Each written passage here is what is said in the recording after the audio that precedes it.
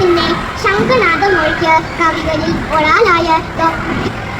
കാടവിട മക്കളെ നേരവിട മക്കളെ കാട്ടുപുൽത്തരികിയുടെ വേരവിട മക്കളെ കണ്ണുള്ള രണ്ടക്ഷരമല്ലയോ സമ്മേളിച്ചിടുന്നതൊന്നാമതായി മറ്റുള്ള ഭാഷകൾ കേവലം ധാത്രിമർ മധ്യനു പെറ്റമ്മ തൻ ഭാഷ താൻ മാതാവിൻ വാത്സല്യദുഃഖം നുകർന്നാലി പൈതങ്ങൾ പൂർണ്ണ വളർച്ച നേടൂ തുങ്കാരങ്ങളും തുവല്ലിക്കതിര് ചിഹ്നം തുങ്കമാവാനിൻ ചോട്ടിൽ ആണെന്റെ വിദ്യാലയം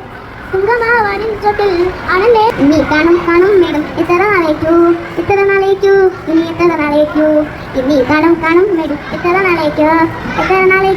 ഇനി എത്ര നാളേക്കു ഞാൻ ഇന്ന് കളയും ഓരോ തുള്ളിയും എത്ര നാളേക്കു ആളുകൾ ഞാനൊരു പുഴുവൻ പവിഴക്കൂട്ടിലുറങ്ങി ഇരുളും വെട്ടവും അറിയാതങ്ങനെ ഇരുന്നു നാളുകൾ നീക്കി കൊച്ചു പൂമ്പാറ്റെ പൂരിക്കണ പൂമ്പാറ്റെ നാട് ചുറ്റണ പൂമ്പാറ്റെ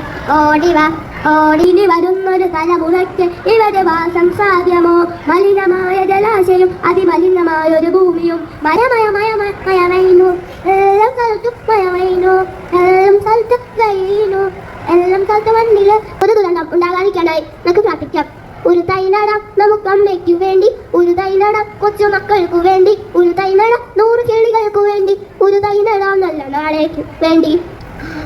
പല നാളുകൾ ഞാനൊരു പുഴുവായി പവിഴക്കൂട്ടിലൊതുങ്ങി ഇരുളും വെട്ടവും അറിയാതങ്ങ് ഇരുന്ന നാളക നീക്കി അയലിച്ചെടിയുടെ ഇലതെന്നതിയെ